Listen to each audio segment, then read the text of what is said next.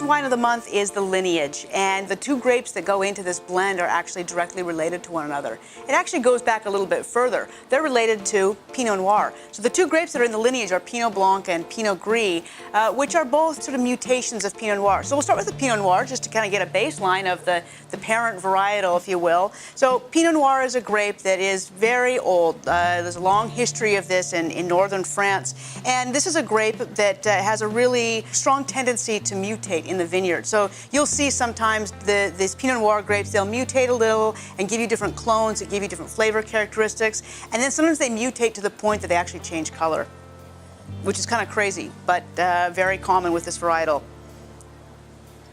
I'm a huge fan of Pinot Noir. I love the really bright, tangy flavors that you get from this. It's very elegant. It's a very feminine style of wine. You get this really pretty red fruit flavors, but also this like cedar and spice and smoke, but lots of raspberry and cherry and truffle and rose petal and all kinds of yummy things going on in that wine.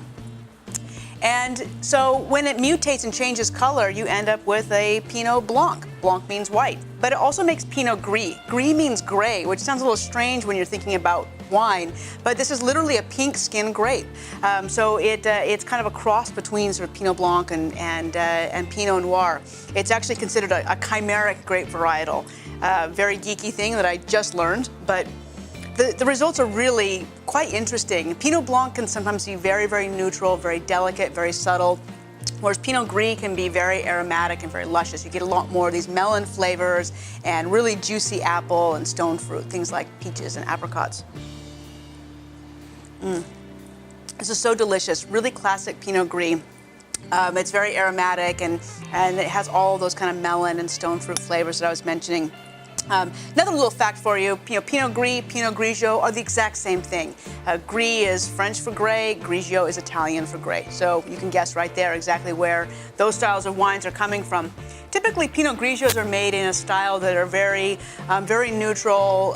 They're meant to really not taste like much of anything, just be really refreshing. Whereas in France, they make Pinot Gris to be a little bit more aromatic. So we call ours Pinot Gris instead of Pinot Grigio because we're going more for that French style of winemaking with this varietal.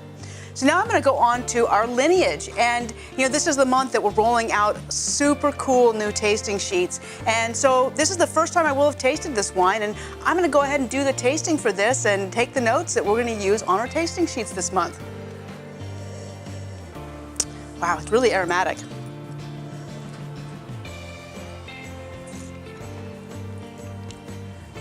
So first off, I'm going to give it kind of a personality, and to me this is both crisp and fruity. Crisp meaning it's got that really bright acidity, but there's some really luscious, juicy fruit tones that come through on it.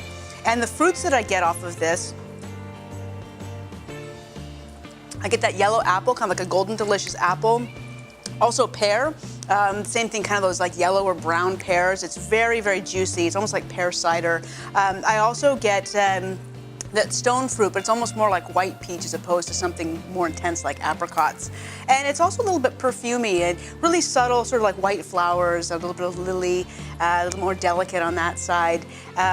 Gorgeous wine. There's also a little bit of cantaloupe in there as well. So just really super juicy, lovely, luscious wine.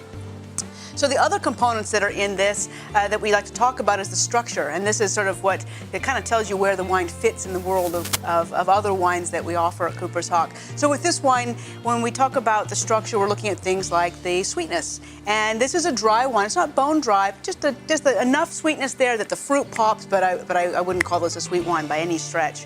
And then the acidity is higher. It's really mouth-watering, which is great because that's what makes it taste really good with food.